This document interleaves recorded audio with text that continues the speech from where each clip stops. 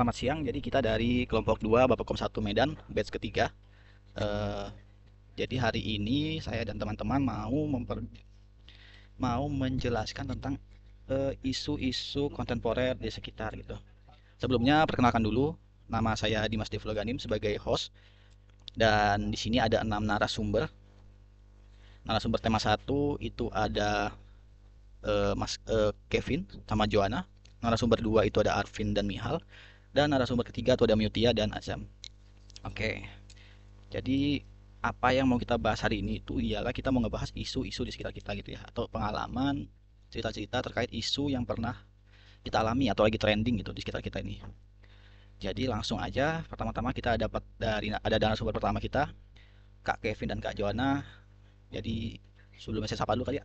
Kak Kevin, Kak Joanna, gimana kabarnya? Nah, Halo, baik. Halo. halo sih Oke, Mas, baik. jadi langsung aja kali ya. Jadi mau bahas apa nih dari Kak Kevin sama Kak Joanna? Silakan.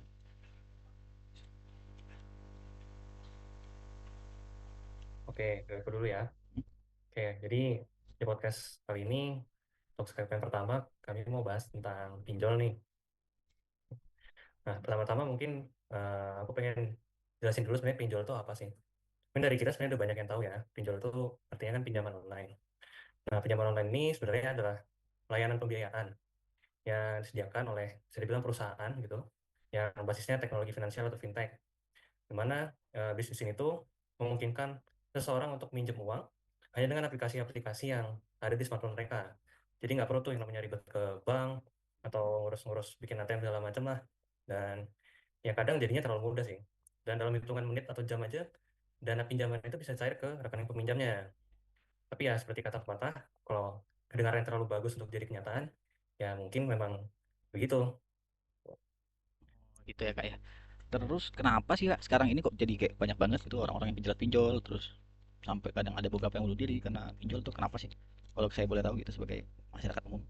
Oke, kalau dari pandanganku ya, jawabannya sebenarnya lumayan simpel sih. Karena memang banyak orang yang butuh uang cepat. Misalnya butuh uang buat bayar utang, bayar rumah sakit, untuk kebutuhan sehari-hari, atau bahkan untuk sekedar gaya hidup gitu. Nah, di sini jadi masalah karena banyak banget penyedia pinjol-pinjol ini yang ngasih bunga terlalu tinggi. Bahkan bisa sampai ratusan persen per tahun gitu. Belum lagi ada yang namanya denda keterlambatan dan macam-macam dia yang tersembunyi gitu. Dan tambah lagi syaratnya itu terlalu mudah. Sekedar KTP aja itu bisa jadi jaminan untuk utang. Jadinya siapa aja bisa pinjam, termasuk orang yang sebenarnya nggak mampu bayar. Nah, selain butuh uang yang cepat, ada beberapa faktor lain nih. Yang pertama, ekonomi di Indonesia ini memang lagi kurang stabil ya. Karena banyak banget orang yang kehilangan pekerjaan gitu, lalu pendapatannya menurun, sementara kebutuhan hidup kan ada terus ya. Nah, selain itu kayak harga bahan pokok yang naik, biaya pendidikan yang tinggi, juga kesehatan. Nah, itu kan nggak perlu ditanya kan, harganya naik terus. Nah, disinilah pinjol itu datang kayak penyelamat gitu, tapi penyelamat yang palsu. Promonya tuh ngegoda-goda banget, kayak tanpa jaminan, proses 5 menit, cair hari ini juga. Dan buat orang yang memang terdesak secara finansial, semua itu kedengarannya kayak harapan bagi mereka. Padahal justru bisa jadi ini jebakan. Tuh. Faktor kedua juga ada literasi keuangan yang masih rendah. Banyak banget orang yang belum ngerti cara kerja bunga, apa itu denda keterlambatan, dan juga gimana cara ngitung cicilan yang sehat gitu lah. Jadi kalau misalnya ada aplikasi atau ada yang nawarin pinjaman 1 juta rupiah, tapi harus dibayar 1,5 juta rupiah dalam 2 minggu, yang sebenarnya nggak masuk akal, itu bagi mereka ya nggak ada kelihatan mencurigakan sama sekali.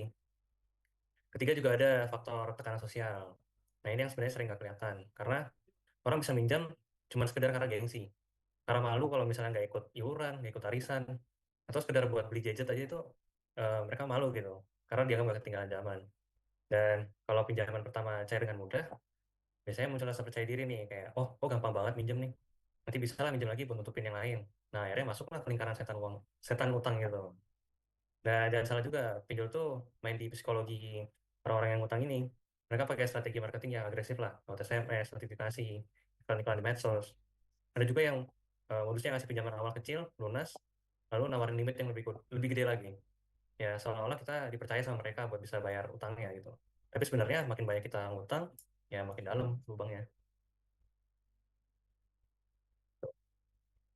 Jadi makanya kadang ada beberapa orang tuh yang kayak karena emang karena cepat gitu terus kayak syaratnya nggak ribet gitu ya, daripada minjem ke warga malu gitu, atau ke Nah, bank juga ribet kan ya, nggak mungkin bisa KTP doang bisa sampai 10 juta kadang. benar banget. Setelah tahu kenapa banyak yang tergiur, terus apa sih bahayanya gitu, jadi setidaknya kita mau mulai aja tuh takut gitu, atau banyak harus dipertimbangkan gitu. Boleh Mbak Johanna mungkin bisa jawab. Paling sih yang pertama itu yang tadi udah di-mention sama Kevin, itu yang pasti bunga dan denda itu mencekik ya. Misalnya awalnya kita cuma pinjam 2 juta, tiba-tiba yang harus dibayar tuh bisa langsung jadi 3 juta dalam waktu 2 minggu. Itu kan nggak make sense ya kalau tadi di-mention ya. Terus kalau itu belum belum dengan denda keterlambatan, kalau kita telat bayar bisa dendanya bisa nambah setiap hari.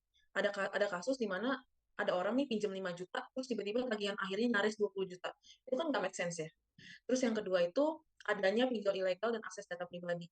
Nah, pinjol ini sebenarnya ada yang legal dan ilegal. Yang legal itu adalah pinjol-pinjol atau penyedia pinjol yang terdaftar di OJK, yang diawasi oleh OJK. Nah, ada juga nih yang nggak diawasi oleh OJK atau tidak terdaftar di OJK. Nah, itulah pinjol ilegal. Dan ini serem banget sih menurut aku, pinjol ilegal. Sebelumnya aku mau mention dulu sih beberapa ciri-ciri pinjol ilegal ya, untuk pengetahuan kita semua. Jadi kalau pinjol ilegal itu nggak terdaftar di OJK yang pertama udah pasti. Terus bunga dan dendanya nggak masuk akal sama sekali. Terus dia minta akses ke kontak, ke galeri sampai lokasi peminjamnya. Terus dia pakai intimidasi kalau penagihan. Karena ya itu kembali lagi dia tidak diawasi oleh OJK, dia tidak punya peraturan, jadi dia bisa semena-mena sebenarnya sama yang minjam. Terus juga dia bisa bahkan dia bisa sebar data pribadi peminjamnya ke teman-teman di kontak. Ya karena kembali lagi dia nggak ada peraturan yang mengikat dia, jadi dia bisa sebebas-bebas mungkin menagih utang. Tuh. Dan kalau telat bayar ya itu kembali lagi mereka bakal kirim pesan ke semua kontak kamu, mengancam sebarin data pribadi atau edit foto jadi hal-hal yang memalukan. Terus dia akan telepon semua relasi kamu, termasuk keluarga, teman, bahkan atasan kamu. Terus juga sebarin pesan seolah-olah kamu menipu, padahal ya itu kamu telat membayar. Ya itu kembali lagi dia tidak ada peraturan yang mengikat dia gitu.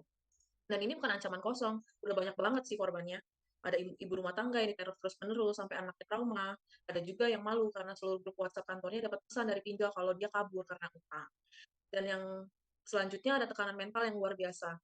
Korban pinjol tuh banyak banget loh yang udah mengalami gangguan kecemasan, insomnia, bahkan depresi berat. Yaitu beban psikologis karena dikejar-kejar dan diteror secara digital bisa bikin hidup seseorang tuh runtuh. Ya kembali lagi karena citranya, terus juga menyebar ke seluruh relasinya kan. Jadinya dia nggak tenang hidupnya. Dan yang paling tragis yaitu korban bisa mengakhiri hidupnya sendiri. Kita sering mikir sih, kenapa kenapa sih nggak ngomong kalau misalnya lagi susah. Tapi kenyataannya masyarakat kita itu masih sangat menstigma utang sih. Padahal yang salah kan bukan hanya si peminjamnya, tapi sistem yang memanfaatkan kesulitan orang itu buat cari untung. Itu sih. Jadi gitu. Jadi kalau ngomong-ngomong soal OJK tadi ya, dengan embel-embel sudah terdaftar OJK itu dan non OJK ilegal dan ilegal gitu ya, terus apa bedanya Mbak dengan yang sudah diawasi OJK dengan tidak diawasi OJK gitu? Apakah pemerintah, kita ngomongin tentang pemerintah ngapain gitu ya, salah satu gerakannya itu kan adalah mengawasi dengan OJK. Boleh dijelasin nggak sih Mbak tindakan pemerintah perihal OJK dan non OJK? Paling paling sih yang bisa aku kasih insight, karena yang kalau misalnya di OJK itu kan pasti udah ada peraturan ya cara menagihnya, terus dia SOP-nya lah intinya gitu ya untuk memberikan pinjaman kayak gitu. Sedangkan yang non OJK itu mungkin dia nggak akan ikut SOP ya karena itu dia kan tidak terikat, tidak diawasi. Terus juga sebenarnya kan pemerintah sebenarnya udah melakukan beberapa langkah, dan OJK itu sebenarnya punya daftar resmi pinjol legal yang bisa dicek di website mereka. Dan Satgas Waspada Investasi juga rutin menutup ribuan pinjol ilegal setiap tahun. Tapi masalahnya ini pinjol ilegal itu kayak nggak ada habisnya gitu. Satu ditutup, muncul lagi dengan nama yang lain. Bahkan banyak yang beroperasi dari server ilegal tuh. Jadi ditambah lagi pelaku-pelaku ini juga sering menggunakan identitas palsu atau rekening atas nama orang lain. Jadi proses hukumnya itu panjang banget dan berbelit-belit. Jadi menurut aku usahanya mungkin udah ada, tapi ya itu kembali lagi karena teknologi juga kan. Jadi cepet satu tutup satu muncul lagi yang lain. Berarti kalau gitu apa gitu yang bisa kita lakukan ini untuk mengatasi pinjol ini gitu? Karena kita dari sebagai masyarakat juga kan nggak bisa bantu banyak gitu ya. Apa sih langkah yang bisa kita lakukan gitu Pak untuk mencegah istilahnya supaya tidak terjerat dalam pinjol ini? Apakah dengan Oke, misalnya kepepet pakai OJK nggak masalah gitu, apa gimana gitu? Silakan. aku bantu jawab ya. Jadi, eh, memang sebenarnya ada beberapa langkah sih yang bisa dilakuin gitu. Pertama, tentunya dari sisi pemerintah sama regulator ya. Mereka tuh harus lakuin pengawasan yang ketat. Jadi OJK sama aparat hukum kayak kejaksaan, kepolisian itu memang perlu memperkuat yang namanya penindakan, terutama terhadap pinjol-pinjol yang ilegal. Nah, selain itu publik juga perlu diedukasi sih, supaya masyarakat tuh nggak gampang tergiur lah sama yang namanya tawaran instan, pencairan cepat dan segala macam itu. Jadi dari sisi masyarakat itu yang paling penting tentunya meningkatin literasi keuangan itu tadi. Maksudnya tuh kita semua harus coba mulai belajar lah buat ngelola uang dengan baik. Juga coba pahamin resiko-resiko pinjaman tuh apa aja sih, bunga-bunganya dan segala macam. Dan juga jangan sampai kita tergoda sama yang namanya solusi permasalahan finansial yang instan gitu. Nah, dengan gitu sebenarnya kita nggak cuma nyelamatin diri sendiri sih, tapi juga bisa nyelamatin orang lain dari jeratan pinjol. Kurang lebih gitu. Terima kasih. Jadi setelah dengar penjelasan panjang ini tentang pinjol gitu, ini biasanya pinjolnya ada temannya nih. Temannya itu biasanya si all juga judol gitu. Karena biasanya nih kan judol sama pinjol ini saling terikat gitu ya. Jadi biasanya orang main judol itu kalah gitu buat nutup kekalahannya pinjam pinjol. Harapannya nanti dengan menang judol bisa bayar pinjolnya gitu. Cuman kan namanya judol ya nggak, namanya judi ya nggak mungkin ada untung gitu ya, nggak mungkin menguntungkan gitu. Nah cocok banget ini berikutnya kita ada narasumber yang cukup ahli gitu ngebahas masalah pinjol judol, entah pernah main atau gimana, cuman kayaknya ahli sih gitu ya. Oke, silakan Mas Arvin atau Mas Mihel, dipersilakan. Suaranya masuk gak ya? Iya terdengar Mas. Oh, oke. Eh, Sebenarnya bukan ini ya, bukan pelaku atau yang pernah nyoba main judul ya, Mas Dimas ya. Cuman Oh iya. kebetulan kebetulan memang tinggal di daerah yang dari kecil saya sempat melihat banyak yang namanya judi itu dimainkan, dari judi nomor, masang angka, togel dan sebagainya ya. Cuman kan mungkin kalau dahulu itu kan eh, orang sudah mulai sadar ya, seperti tadi Mas Dimas sampaikan bahwa ya bermain judi itu ya tidak akan menang gitu. Cuman kan ketika sekarang ini namanya judol, nah itu kan banyak kejadian yang dipermainkan secara psikologis itu kan orang dibuat menang gede dulu gitu loh, baik dari yang main pasang angka bola lah atau apa segala macam gitu kan, yaitu dia main angka kecil taruh 20.000 berapa pengali gede, akhirnya dapat uang banyak. Nah, akhirnya dampak psikologis ini, dampak ajakan dari orang-orang yang pernah merasakan manisnya menang yang diatur juga secara sistem gitu ya, karena kan semakin canggihnya sekarang aja kan apa namanya, eh, udah mulai banyak beredar kan, nggak hanya apa namanya sistem online ini, tapi AI aja udah bisa sampai misal buat skripsi atau apa gitu, apalagi yang ini kan sistemnya semakin canggih, orang dijebak untuk menang dulu di depan, tapi akhirnya setelah itu top up lagi, top up lagi, top up lagi, ya makin kalah gitu loh. Nah, itu yang bahayanya. Jadi sebenarnya ketika yang malah kita lawan itu sistem, ya finansial kita akan semakin hancur gitu loh. Bukannya semakin menang, malah semakin hancur. Ketika kita ngerasa kalah, oh kemarin pas kalah top up bisa menang nih, di top up lagi, tapi top upnya pakai pinjol. Udah barang habis, makin habis lagi kan dari pinjol itu sendiri. Terus kemudian juga secara psikologis, ya namanya eh, ibarat kata nih judul nih orang bilang ini apa, penyakit main gitu, main dalam artian nih ya kayak main game gitu loh, sekali kita udah candu main game kok rasanya kalah, kok kita mau menang, terus-terusan kita terlarut dalam game tersebut, tapi ya ya namanya judulnya tidak akan menang gitu kan. Barat kata kalau kayak kata Indra Jegel kan, petir bukan sembarang petir, nah yang ada bukannya sembarang malah semakin ini kan, semakin jadi gosong karena kesambar petir itu sendiri. Jadi secara psikologis pasti teman-teman tuh akan hancur. Nah, terus yang kemudian kedua, nah mungkin nggak tahu judul ini kan kalau kita lihat sebenarnya secara bandar, secara sistem, bahkan secara corporate-nya kan itu malah banyak dikembangkan kan di Asia Tenggara gitu, di Kamboja, di Taiwan itu sendiri, bahkan beberapa udah ada yang coba nemu sindikasinya di Filipina, di Myanmar dan lain sebagainya gitu.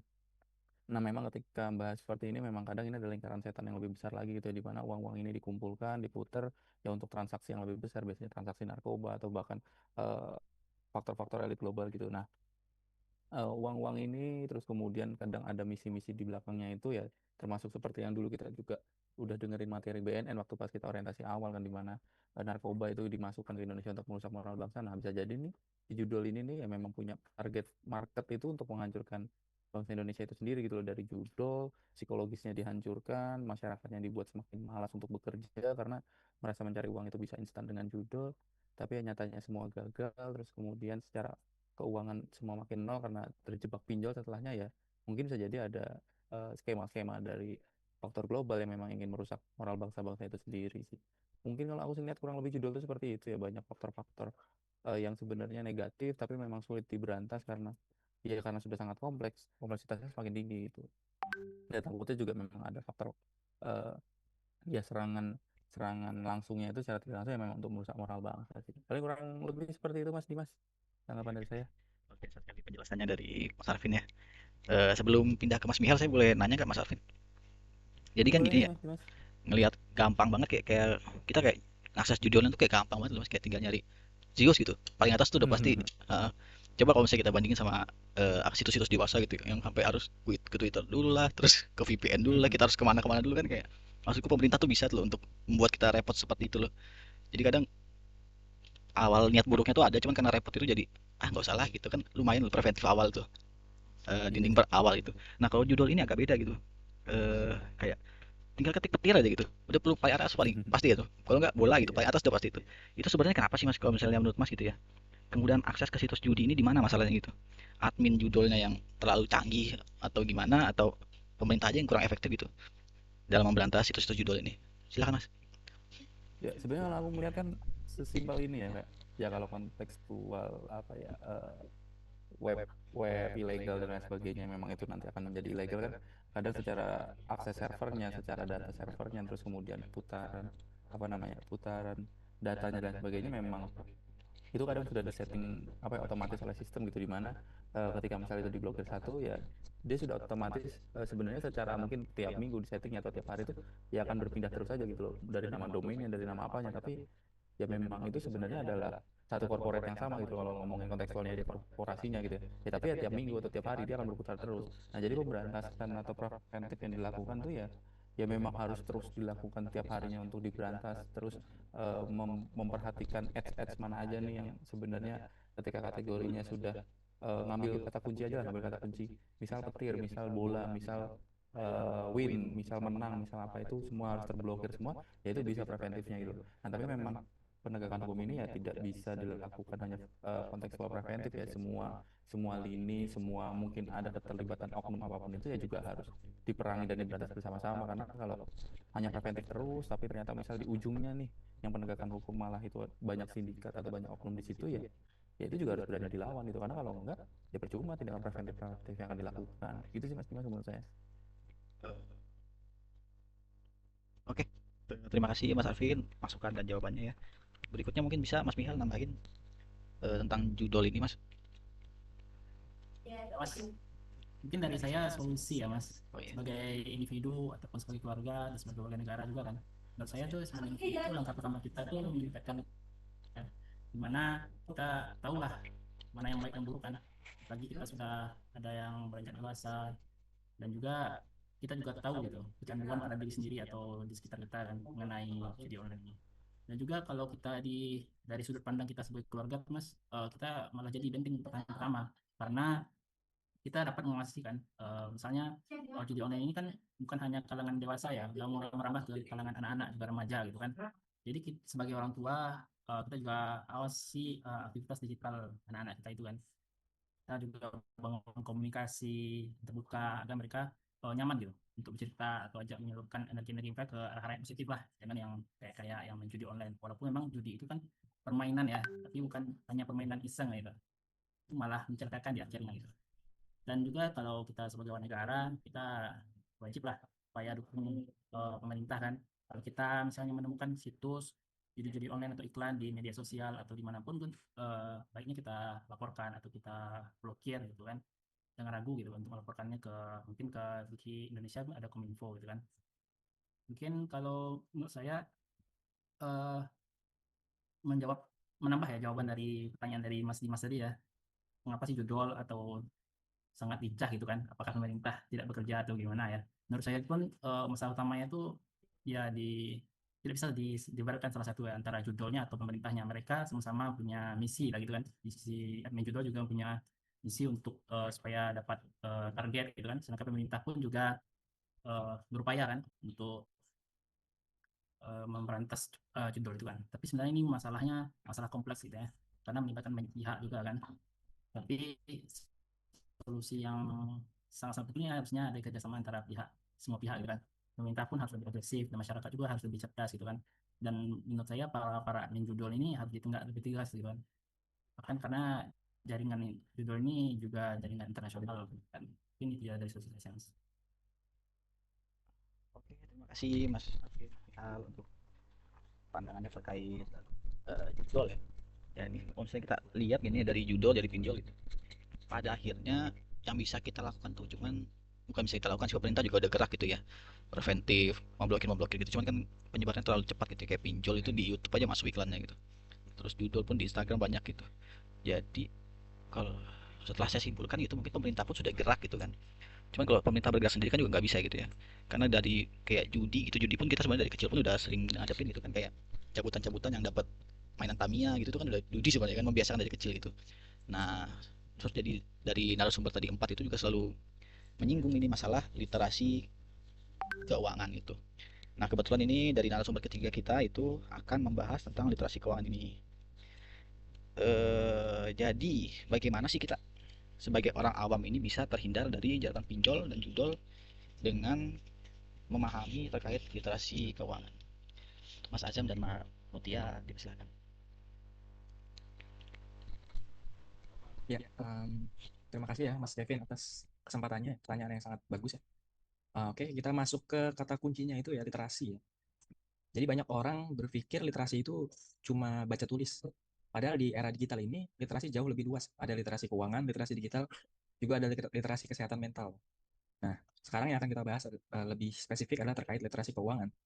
Nah, literasi keuangan ini sangat penting. Masalah judol dan pinjol yang jadi isu saat ini sangat terkait dengan literasi di Indonesia yang rendah. Nah, fakta pertama yang akan saya sebutkan dari UNESCO menyebutkan Indonesia berada di urutan kedua dari bawah soal literasi dunia. Artinya minat bacanya itu masih sangat rendah. Dan menurut data UNESCO juga, minat baca masyarakat Indonesia sangat memprihatinkan. Hanya 0,001%. Artinya, dari 1.000 orang Indonesia cuma 1 orang yang rajin membaca.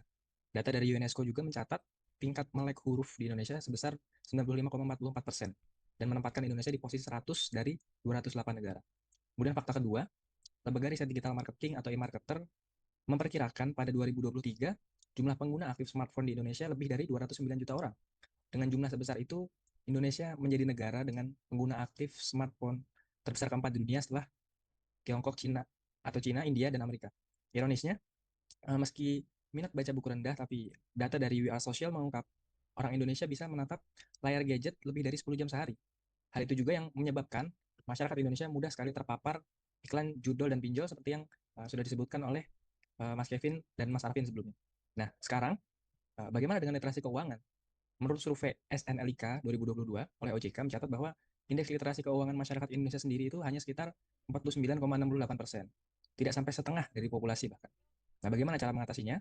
Nah, kalau dari pengalaman saya semasa di sekolah dulu, literasi keuangan itu harusnya sudah diajarkan sejak dini, bukannya menunggu kuliah atau kerja.